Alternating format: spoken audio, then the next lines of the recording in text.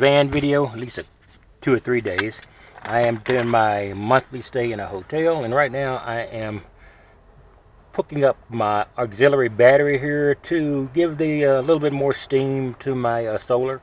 I'm not looking bad, at least not last time I looked. Let me get my phone here. You won't be able to see my phone screen probably. So I'm just going to tell you what it says, and you're going to have to trust me. Okay, when I do the Bluetooth to my solar controller, I really love that. I don't have to get in the back and peek around corners. See, I'm getting, oh, great. I'm getting 13.05 volts, but I did just hook up the, okay, it's not on yet. There's a check mark that comes on. You can't see it here either. Great video. There's a check mark that comes on my charger when it's charging from that battery. It's not on. So I'm getting 22 watts on a relatively cloudy day, so not bad. And I'm over 13 volts, not actually, but as it charges. So I am doing relatively well. And we're having very few sunshiny days, and with a combination of my auxiliary battery and my solar panels, I'm hooking up good. I ordered another suaoki, not this one. It's actually 100 watt hours more powerful, and I'm going to keep that one in the van all the time. I'm going to mount it to a 50 watt panel that I'm not using really. It's on there. It's wired, but I don't have it hooked up to anything, but I need to get it hooked up, so I'm going to be using that. So it is charging now, hopefully. We'll see. Sometimes I'll get an error, and it'll lock this thing up, and I have to try a couple of times to get it to go through. But it always works eventually, so it's only an annoyance.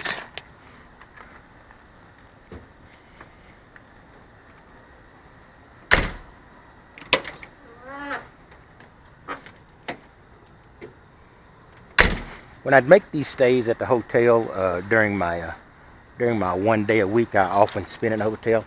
I try to make sure it's not wasted time. I'll wash clothes. I will do anything else. I'll charge up my auxiliary battery so it's not a dead loss. It's pretty cool today. Now this is something else I bought, and somebody told me that it depresses them when they see my van. I want that person to stop looking. So it's not depressing me. Anyway, that's my diesel, Chinese diesel heater configuration. I've got it here. I already got everything hooked in, but if you notice here, it's bent and banged on the side. It's pretty common. I ordered it from eBay, and when it came back with, I'm not sure what the alphabet form. The pictogram, a Chinese pictogram, when I sent off the payment, I said, I hope this thing's not coming from China. No, it's not. I think it's the Chinese company that has, because of trade issues, they have put a lot of it already in the warehouse, so they can send them out as they get orders. So I've got that. The only thing I've really got to do is I don't have a 1/2-inch drill in the van. I have one in my storage, so I need to go get it.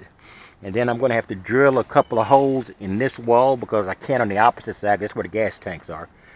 So that takes up a pretty good chunk of space. So then I'm going to hook this up. I just want to make, I think I mentioned this previous video, I just want to make my life as easy as possible. And why would I put a diesel heater in a gasoline vehicle? Because I've heard this is 6 to 8 hours. And it has a little thermostat on it, etc. And a little remote control here. I haven't touched anything yet because I haven't got to hook it up. Got to go get a pair of pliers or vice grips out of the back to bend that down. It's just, all of them come with a few bumps and dings, but it's not horrible. It's not, and hopefully it's not affecting the function.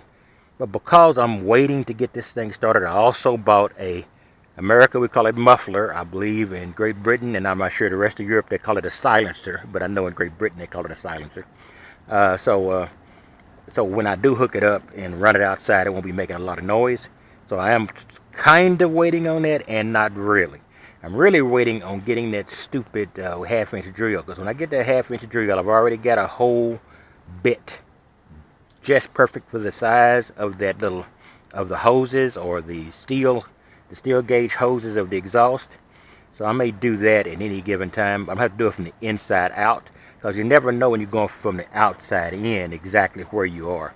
So I need to figure out a place to place it and then go from the inside out with the hole. That's what I did over here when I hooked up my external plug to my charger so I can hook into 110, 115, 120 volts. That's about what I've got for today, other than doing laundry. Like I said, when I do spend this one day in a hotel, it's always when the hotel is cheapest, and it's a cheap hotel, and very nice though. So I'm not in a dingy place. What I do is I will charge up everything, I will wash everything, so it's not a complete loss. I don't really like hanging out at the laundromat for a couple of 3 hours, or a couple hours at least, to get this thing done. So at least it helps. And the guy who gets depressed and looks at my van, I got a good thing, and the way I avoid depression, I don't do the things that depress me, because it's fine to me.